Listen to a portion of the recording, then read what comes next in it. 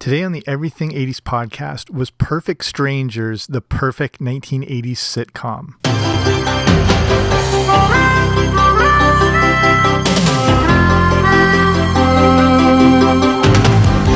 Sometimes the world looks perfect, nothing to rearrange. Sometimes you just get a feeling like you need some kind of change. No matter what odds are this time, nothing's gonna stand in my way. This flame in my heart, like a long lost friend, gives every dark street a light at the end. Standing tall on the wings of my dream, rise and fall on the wings of my dream. Through the rain and thunder, the wind and haze, I'm bound for better days. It's my life, my dream, and nothing's gonna stop me now.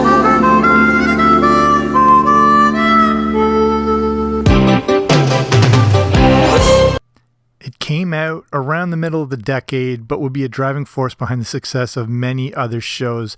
Perfect Strangers was a sitcom that aired from 1986 to 1992. It featured cousins Larry and Balki living and working in Chicago. It would be a ratings hit, become part of ABC's TGIF lineup, and lead to the spin-off series of Family Matters. And we're looking at Perfect Strangers here today, one of my favorite shows of all time, possibly yours too. So before we get to that, if you haven't already, make sure you subscribe wherever you find your podcasts. I should be there. Here we go.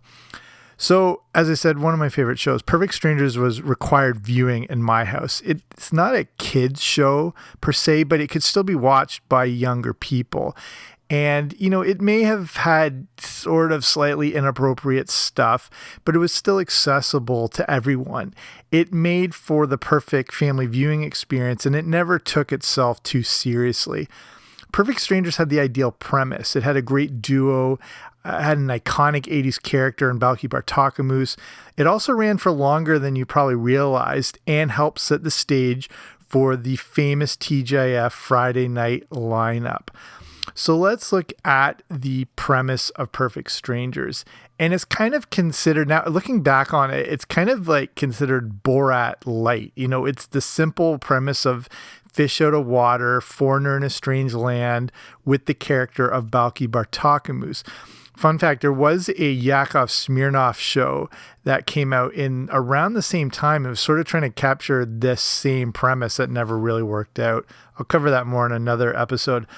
But it also combines elements of the classic odd couple trope of, you know, these two characters thrust together while having, you know, the show based in an apartment. Nothing super original. It's taking a lot of things that had worked before, but kind of, you know, a little bit of a different spin on it. So Balki has left his Mediterranean country of Mypos and is moving to America. He has a distant cousin named Larry Appleton, who is also making a move of his own from Wisconsin to Chicago. Larry is finally living on his own after growing up with a very large family. He's finally enjoying his own space when his distant cousin shows up at his apartment. The early years of the show centered around Balki being completely unfamiliar with American culture, and this always works well. It always has. You know, again, that fish out of water premise. Not that it's necessarily been done to death, but they go to it so often because it works. You know, it's just seeing him trying to familiarize himself with all the new customs and all that, and it always works. He was, you know, a simple sheep farmer from Mypos, and he's trying to navigate his way in the strange new land. He's got his famous Dance of Joy that would be debuted in the second episode of the first season. They had a lot of the character established pretty quickly. The premise also involves the fact that Larry works as a photographer for the Chronicle, and he's obviously apprehensive about Balki living with them. He decides that it's best for Balki to stay and that he should take him under his wing to help him learn all about the new American culture.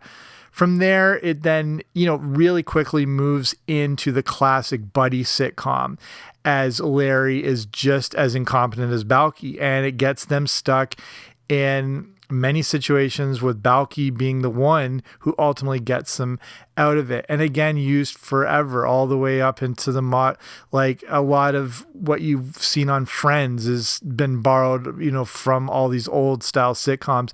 And Perfect Strangers really, I think I'd say, perfected that formula.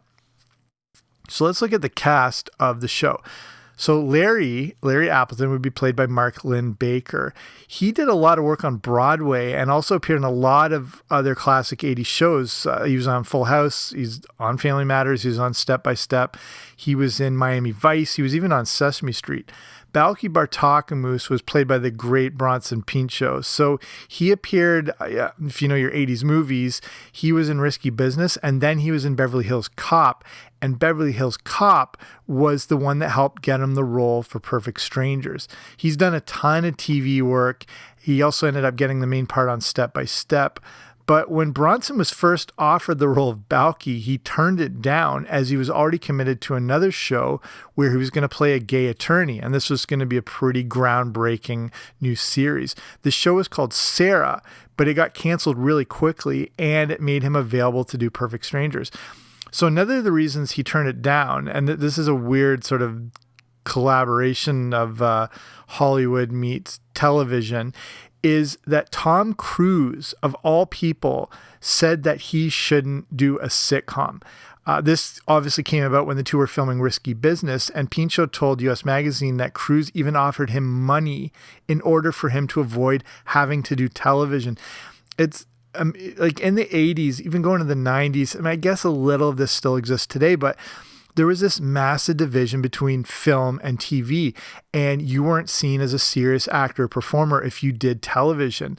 And I guess there was this snobbery of only movie actors, and how would you sink so low to do television? Of course, it's completely all turned around, where television is like the holy grail of where real actors and performers go. And then, we've gotten this resurgence in, what they call, say, the golden age of TV, when you had shows like Mad Men and Breaking Bad and The Walking Dead and all these amazing things that existed at the same time. And it continues now. So actors are probably like more shying away from movies and looking for a new Netflix series, or they want to be on HBO Max or with Apple. They know there's a better chance to be seen because, fewer and fewer people are going to movies, or they're only going to see big budget movies. It's just a way to have more of a continued legacy. There's a really good episode of 30 Rock where Jack, they sort of poke light at this whole issue of how no one would ever do television, and the referencing Alec Baldwin making the decision, from being a serious film actor to going to do a sitcom. It's a really good episode. And, people are always like, Alec Baldwin will never do a TV series, but it's basically, with TV, it's like a 9-to-5 job, and a lot of actors like that stability. So interesting side note that Tom Cruise would sort of insert himself in this whole ordeal and try and talk this guy to playing, one of the most classic, beloved sitcom characters of all time. Here are a few of the other main cast members of Perfect Strangers. So you had Melanie Wilson played Jennifer Lyons. That's Larry's girlfriend. She was also on Family Matters, Step by Step, also on the A-Team. Rebecca Arthur played Marianne Spencer. That was Balki's girlfriend. Belita Moreno played Edwin Twincachetti. She's been on The Golden Girls, Family Ties, Melrose Place. You know her as George Lopez's mother on The George Lopez Show. Ernie Sabella played Donald. He was Leon Carosi on Saved by the Bell. You probably know him better as Pumbaa in The Lion King. Lisa Cutter played Susan Campbell. She's in a lot of other 80s classics like Matlock, MacGyver, 21 Jump Street, Jake and the Fat Man, Murder, She Wrote. And Sam Anderson played Sam Gorpley. Also in a lot of classics like T.J. Hooker, Hill Street Blues, The Golden Girls, Growing Pains, was also in Forrest Gump.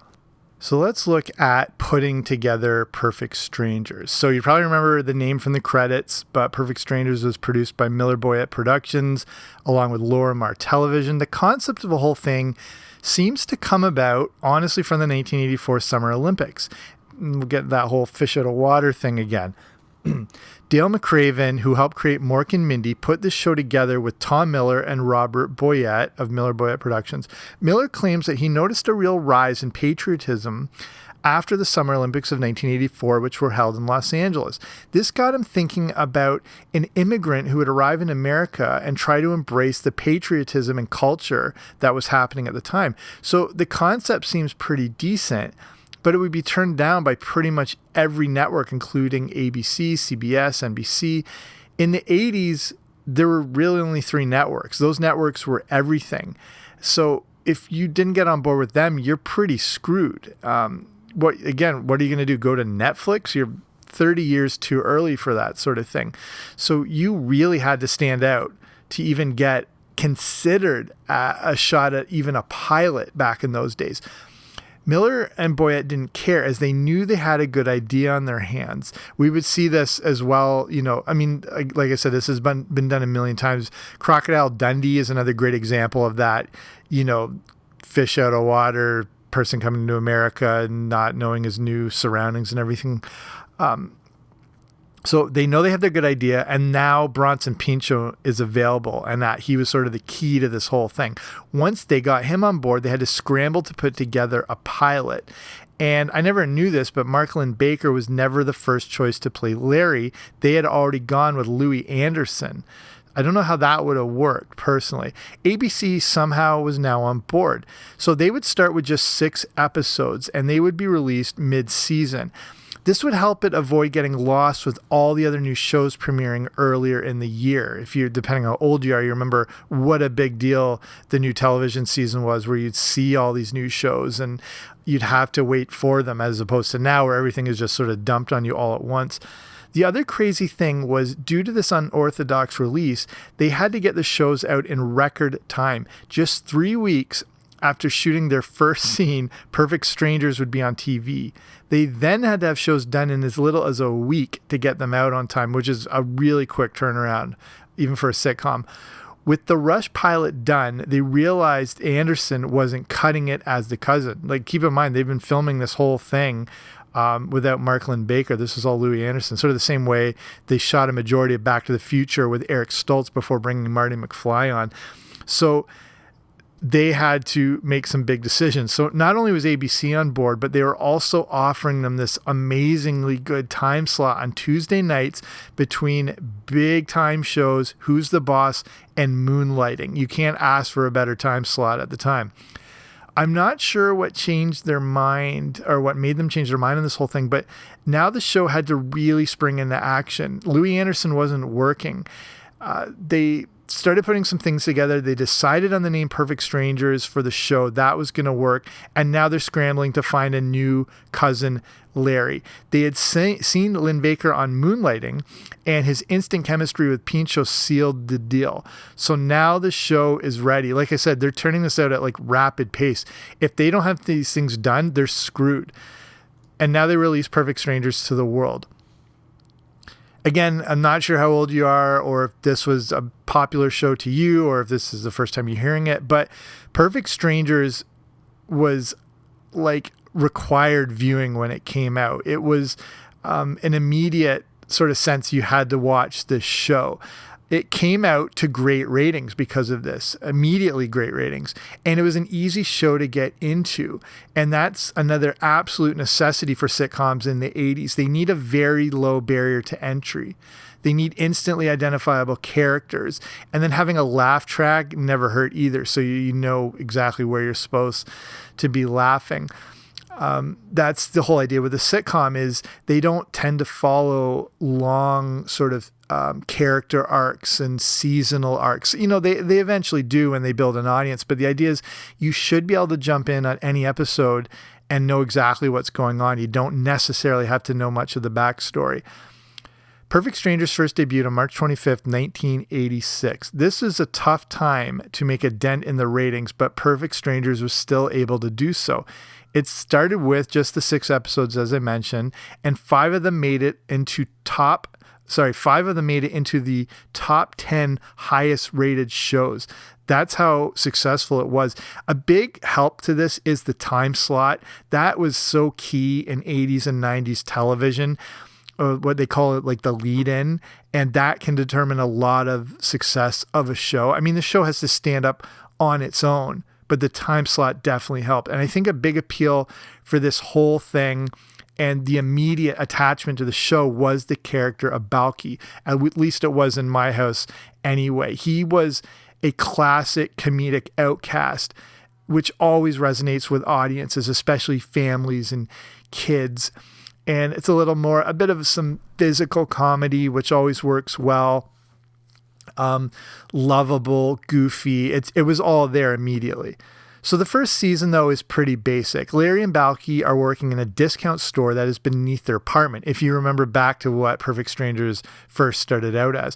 Their boss is also their landlord, and they have an upstairs neighbor named Susan. In season 2, they now had 22 episodes and a new time slot. Due to the success of those first 6 episodes, Perfect Strangers was now on at 8 p.m. on Wednesday nights, right before Head of the Class, like the ultimate in prime time. This season sees Susan being phased out and a love interest for Larry brought in, and that is Jennifer.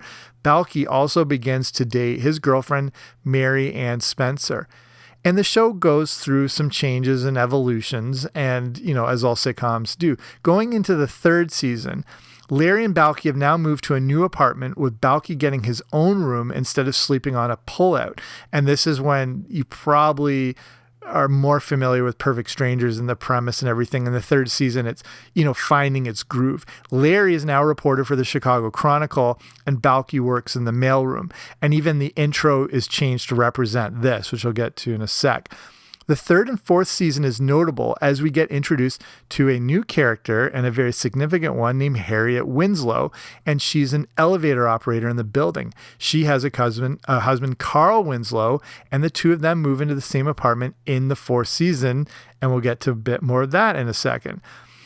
In the 3rd season, there was also another time slot change. Just to point out, this time halfway through the season in March 1988, they moved Perfect Strangers from Wednesday to Friday.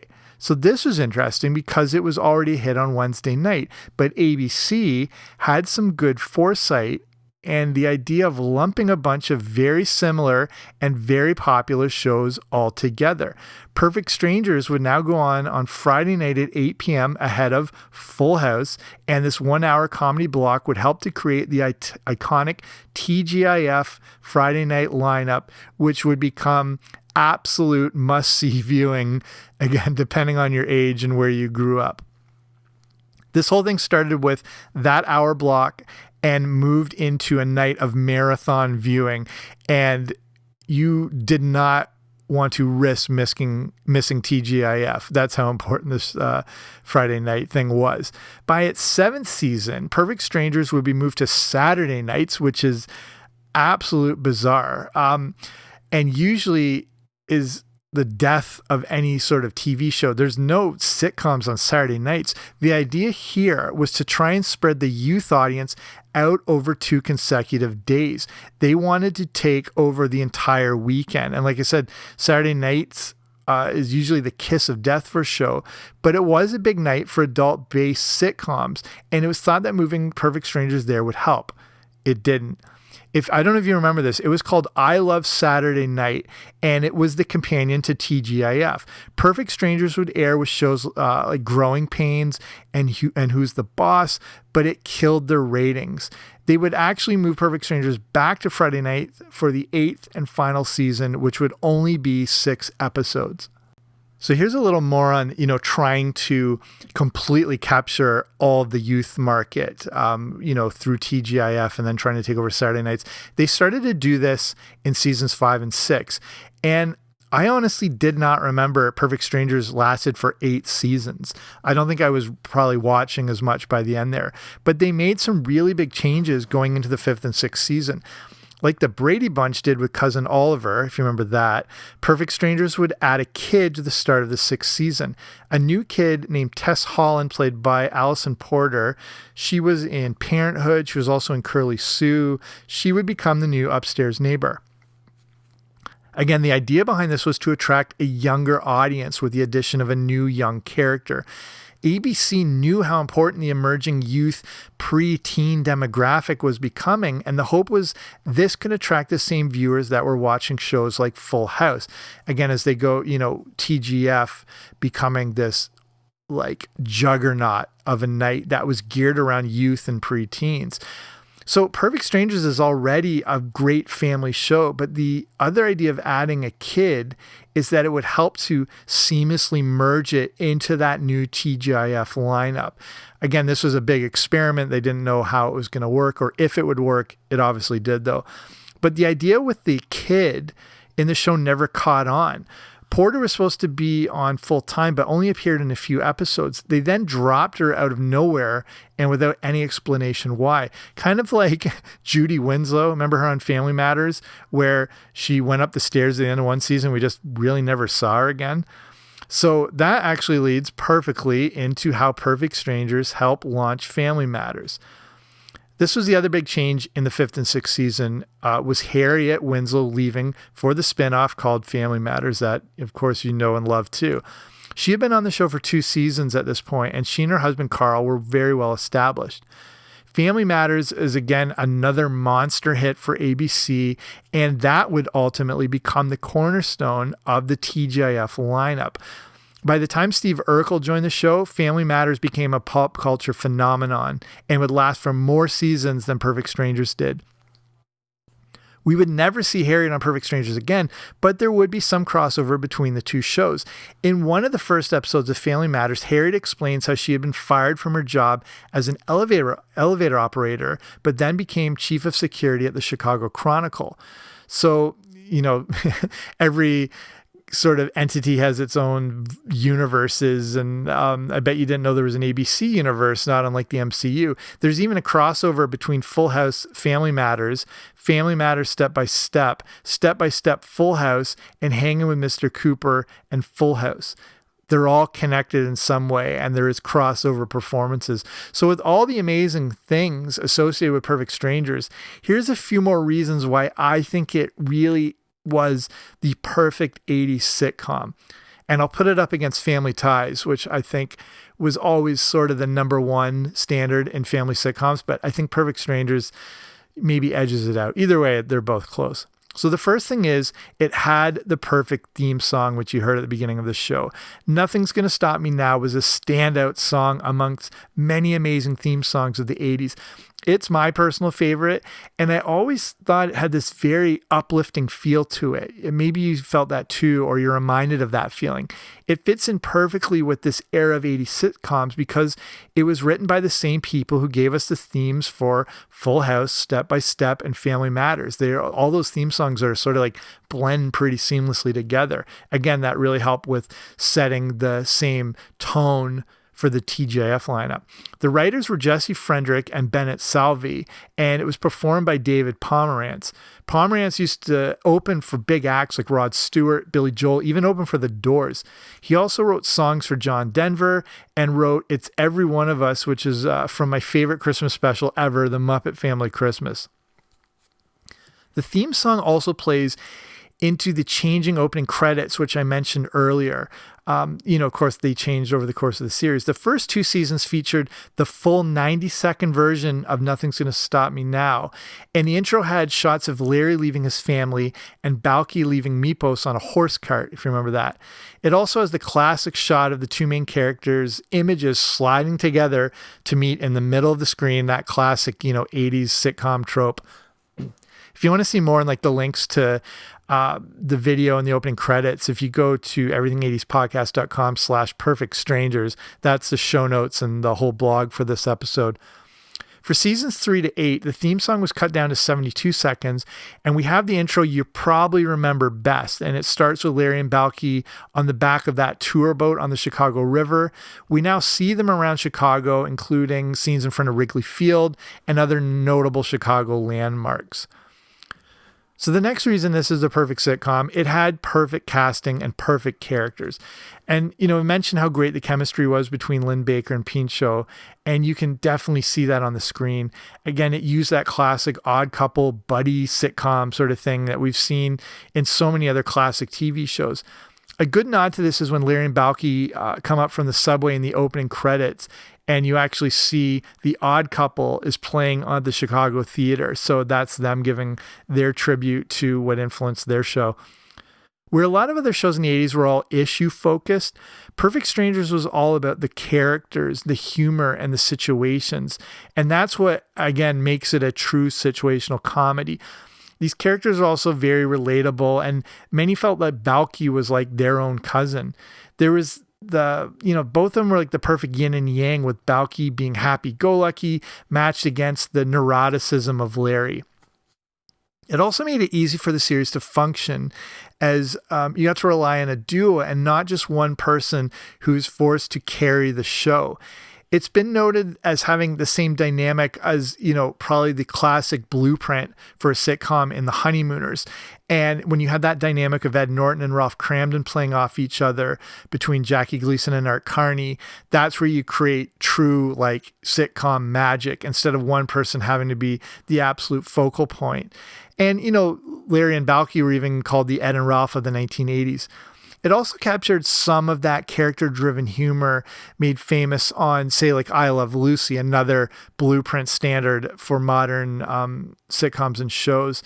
And it made a lot of use of the physical comedy, which is easily appealing to kids.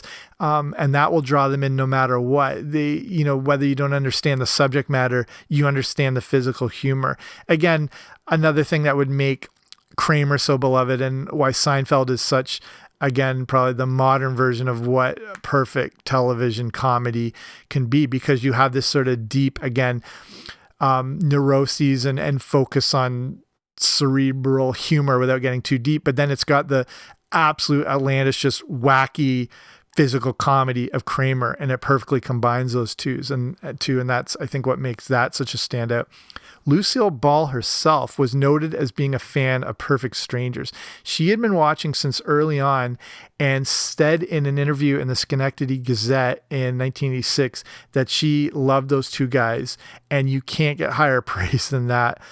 The same article makes notes that part of the success of the show was that Pinchot and Lynn Baker were allowed to develop their characters and not be restricted by the writing. They were, good at their own improv comedy, and again, like other forms of acting and stage and screen. And, they were given the leeway, which a lot of other shows aren't, where the characters are restricted and written into a box, and they were able to sort of flesh them out more. And I think that really helped too. Okay, we'll start winding it down here. So that, to me, is why Perfect Strangers was the perfect 80s sitcom. Again, it took a lot of elements from those classic TV shows, had the perfect casting, and ultimately was accessible to a wide audience.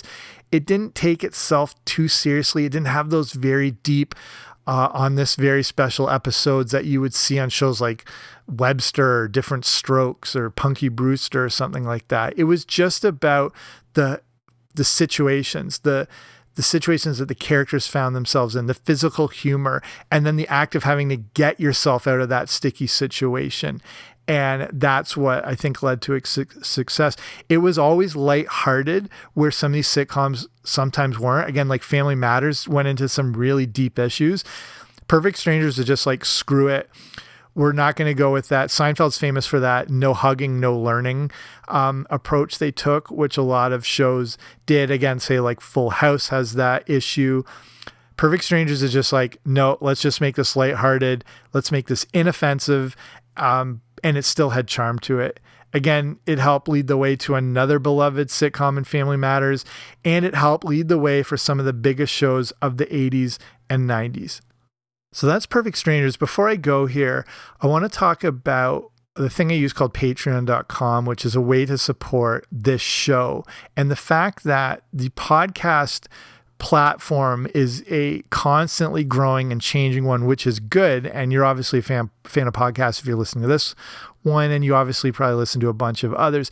The problem is the industry's been really taken over by, corporations, companies, celebrities, and giant podcast networks. So it makes it tougher for independently produced shows like this to stand out. So by using patreon.com, which I've talked about before on the show, it's a way for you to support the show, but get bonuses at the same time. So this is, little support starting, as little as like $2 a month.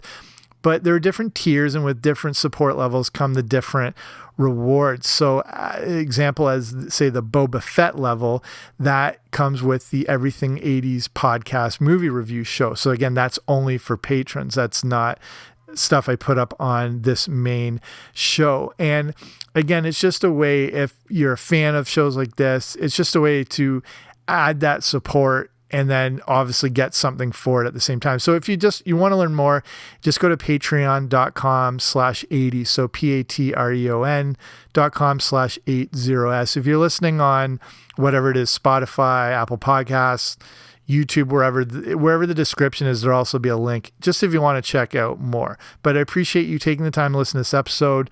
Again, there's a million podcasts out there, actually more than a million, the last I just checked. So the fact you're listening to this one means a lot. If you haven't already, make sure you subscribe, again, wherever you're listening to this show. I will be back soon with a new episode. Thank you for listening. Talk to you later.